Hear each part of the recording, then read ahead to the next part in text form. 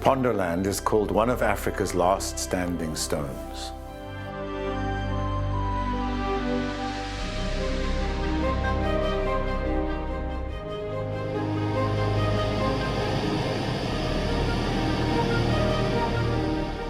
In the northeast corner of the Eastern Cape in South Africa, it has retained its original culture and traditions, and most remarkably, ancestral land ownership has remained in the hands of the Amapondo despite both colonialism and apartheid. It is Africa's second richest biodiversity region. Offshore lies the Pondoland MPA, stretching 90 kilometers between the Mzamba and Umzimvubu rivers.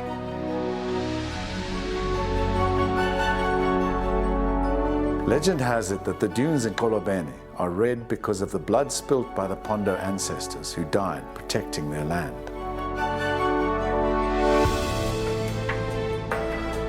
Because of these dunes, Pondo blood continues to be spilt. They contain over 35 million tons of mineral ore, including one of the world's richest reserves of titanium. In 2007, an Australian-based company, Transworld Energy and Minerals, and its subsidiary Mineral Commodities, or MRC, applied for a license to mine the dunes. If granted, the mine would become one of the biggest of its kind in the world, covering 22 kilometers of untouched coastline stretching 1.5 kilometers inland. The application was challenged by the Amadiba Crisis Committee, a group of Pondo landowners.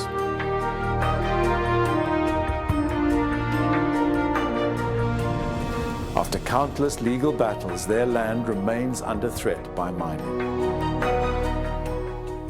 In 2016, the chairman of the ACC, Sikosipi Radebe, was assassinated. The case remains unsolved. Nontle Mbutuma, another ACC spokesperson, has received numerous death threats and is now under constant bodyguard. For me, mining is not a development. If there is an English word called destroyment, mining is a destroyment. It's a destructive because it's going to contaminate water, it's going to pollute air, it's going to change the culture. You know, the culture that we live there is still very good. That is why we respect nature. But once our people being forcefully removed somewhere else, and the culture is going to change as well, and people are not going to respect nature any longer. And I learned from my own parents that nature and the human being, they need each other in order to live longer. In April 2019, a group of open water swimmers and journalists planned an expedition to swim along the 22 kilometers of coastline off the Kolobene dunes to raise awareness about the threat to this pristine environment. We're going to be swimming past the area that's identified for mining by an Australian company to mine titanium, called Kolobene. We're going to be swimming 22 kilometers down past the site to create awareness of this and to promote ecotourism in the area. Well, I love the Wild Coast, and I feel like it needs protection. This mining cannot happen, so anything going to support that and bring awareness to the area is something I want to be a part of. And then otherwise it's just about raising money, raising awareness, and having a good time, because it will be a great adventure. It's going to be, it's the Wild Coast. You cannot but have an amazing time there. Okay, so I was brought in as the expedition doctor. So the first thing I help to do is set up the plan, specifically from safety side. So I'm working with the Medevac team from KZN, and they primarily are the safety people with the boats. So we look at the equipment we're bringing, how many boats, and the logistics of moving swimmers up and down to the swims, and then getting them to the shore and back. But severe flooding in the region caused a change of plan. Over the next 3 days, the wild swimmers are going to live in the community in Kolobene while we hike along that coast.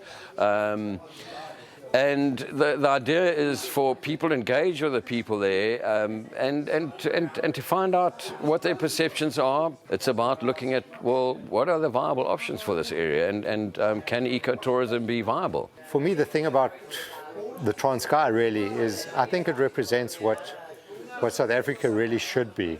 The friendliest people, the most amazing environment. Development isn't roads and mines. Development's about sustainability. It's about using the resources that you've got. The land for them is very important, especially that it's preserved, because it's their way of life. There are quite a number of initiatives that would engage in if we do get funds raised from the swimming. For example, along the M10 beach, we had an idea of developing an eco school where the indigenous plants can be found and their use by the traditional healers, where the next generation can learn the importance of those indigenous plants.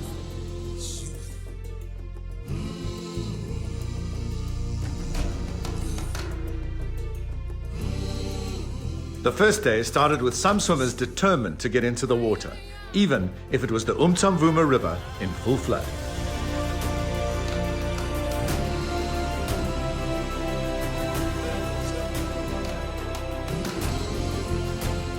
Well, I'm glad I didn't swim because I would have been terrified to do it, but I did put some training in.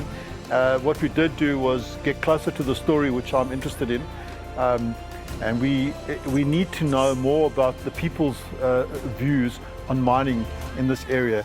We need to have a complete relook at what the people are saying in the area, and that's what this trip did to us. We managed to speak to people. We got closer insights into why this area is so important to them and why they feel so utterly opposed to mining. This entire stretch of coastline is just so special, not just to people around the world, but it needs to be, so whatever needs to happen here needs to happen with the will of the people who live here as well.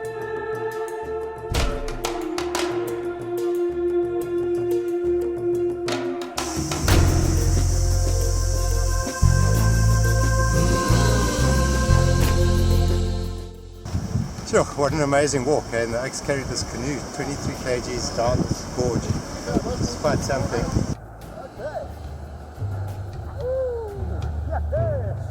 Swimming across rivers with the threat of Zambezi sharks, it's been absolutely sublime. I'm going to take this memory to my grave.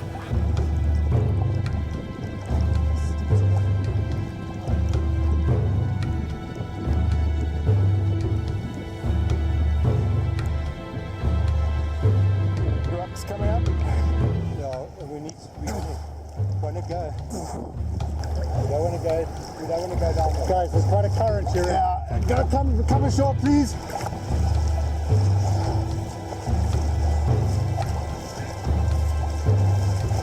Grab the grass. We got in a little bit early. A bit of a rapid wave. Not too bad, but might have banged a couple of shins and stuff. Craig's got a sore shoulder. Safety, prudent. So we've just come about 300-400 meters further down to where we've seen from the viewing platform up above, with the rocks, the rapids, and there on this corner, and from here on in it looks like a deep, flat swim.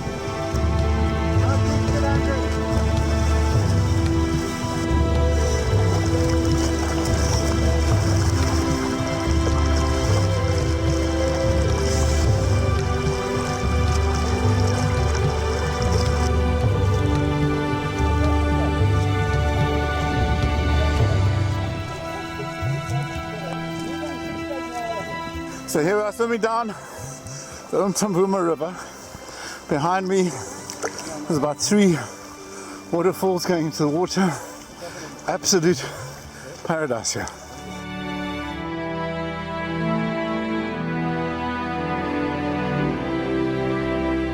You know, their grandfathers didn't go to school, so they handed one legacy, the land. That resonated very strongly with me. And when you see the beauty of this land, you realize what an incredible real estate legacy they've been handed.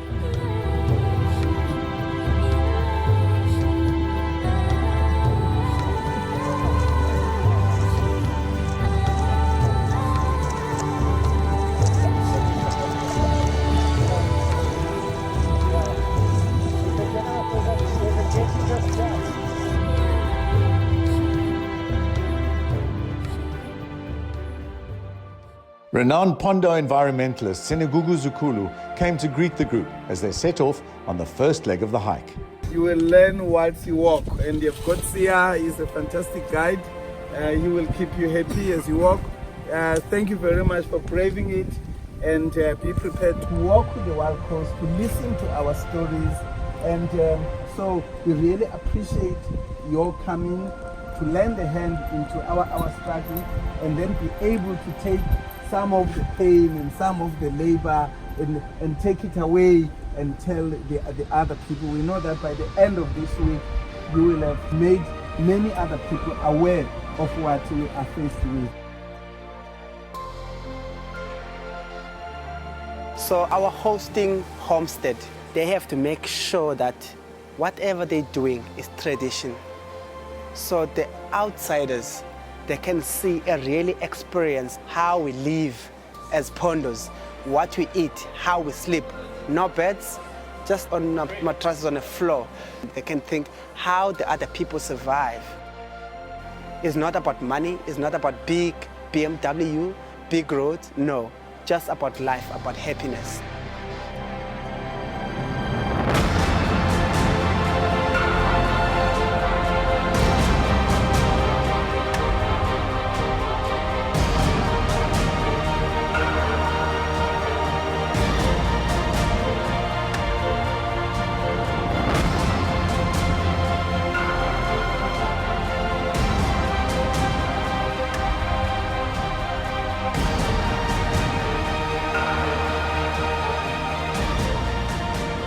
The hike has been amazing. The bridge though, got quite nervous, but I mean, just look around, it's quite phenomenal. It's not particularly challenging, but yeah, we're getting a decent workout. And after this interview, I'm going to see what a couple of the tail enders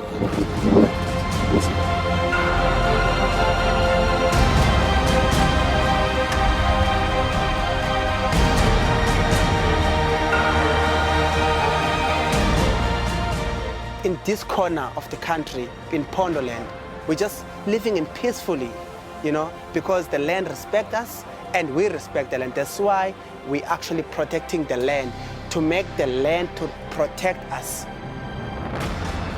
That's why now everyone here in Pondoland, they are so touched and connected with the land, spiritually and physically. So the homestead that we're in now is a Mbutuma family. So Mbutuma family still here, and with Uzanele and Nonhle and their parents and grandchildren, it's many of them. So this is actually Nonhle's family.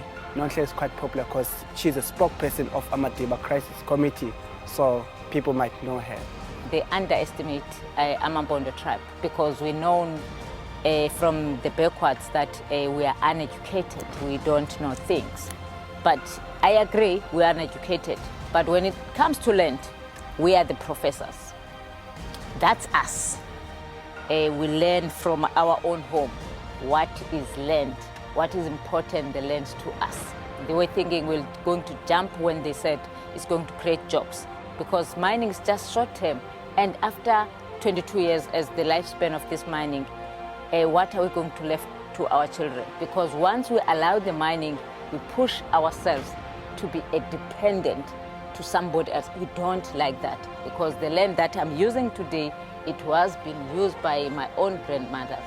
How come our indigenous forest is still there? How come our ocean is still clean?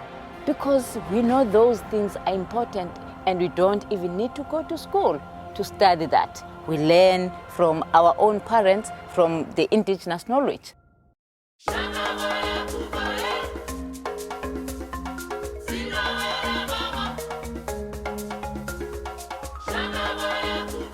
On day 2 of the hike, Sia had a rather special surprise in store, especially for the swimmers.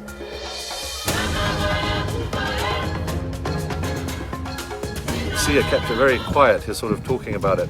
I thought it was just, another rock pool, another sort of swim, and we don't really need that. But he cajoled us and said, no, come on. And honestly, to be fair, all of us moaned and groaned the whole way down. It was quite a scramble to get down this very steep cliff waterfall face. And lo and behold, we got to the bottom and heard this thunder and this mist crashing. It was just around the corner of the waterfall. We swam out into the sort of river, went around the corner. Oh my gosh, it was spiritual. I think that must be a holy place.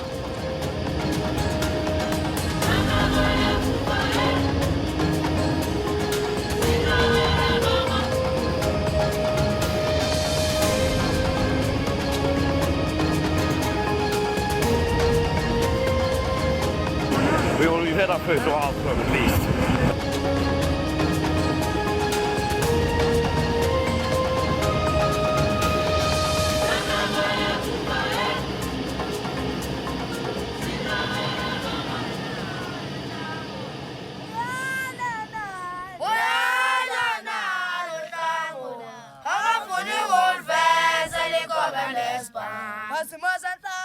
The song is a story of justice denied, when shots were fired at anti-mining activists. Sia explained the meaning of the words. So the meaning of the song, there were shootings that was happening around Pondoland, specifically in Nyavini village. Then we looked and then we found the cartridge. Then we took the cartridge to the police station. As we said, now we want to put the cases. So I refused to give the cartridge back. Akafuni, he refused to bring back the cartridge.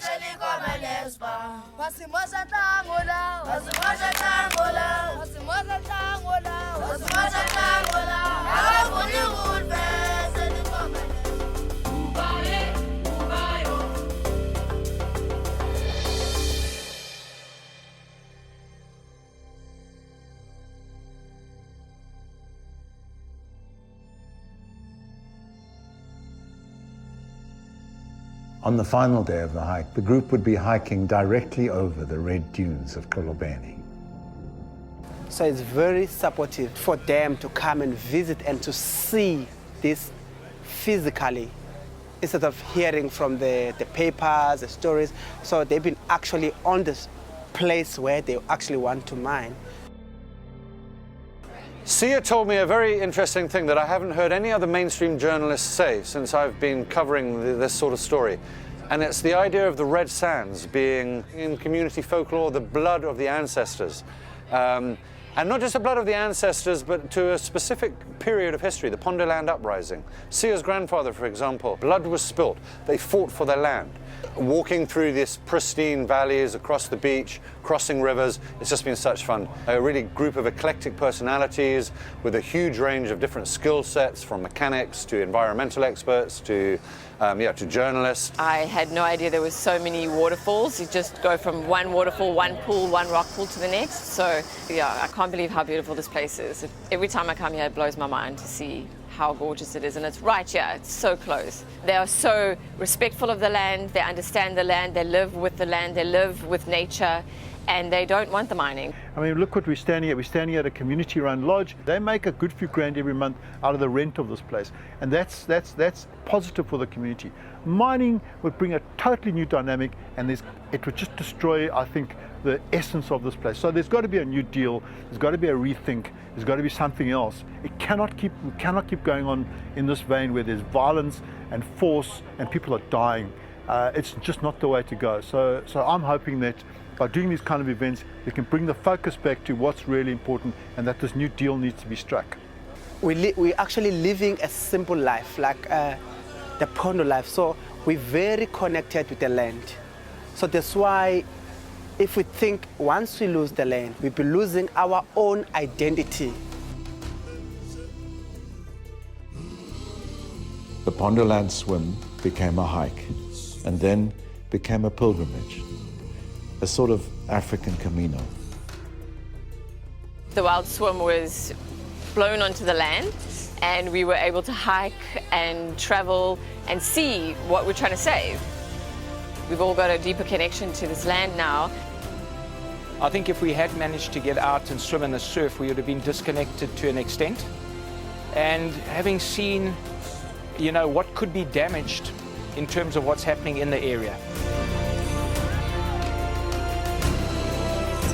I've really been taken aback about how beautiful this area is. I kind of feel like I'm in a movie set. King Kong or Last of the Mohicans. It really is fantastic. Absolutely exquisite. I don't actually think I have words to explain it because it's just something that is just so beautiful and pristine and untouched. The essence of what people are doing here is really peaceful and delightful.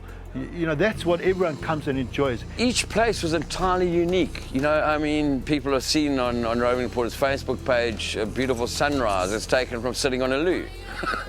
You know, I mean, is there any better loo of a view in the world? Well, my highlights has been engaging with the locals and especially the kids. With a little bit of hindsight, next time we come down here, we need to bring clothes. Inat Dove. When? Malwanda Mcudi. Matheka siyabulela. Siphelele nzimakho. Losahlobo. Daluxolo Mcoboti. Inokuduvisa.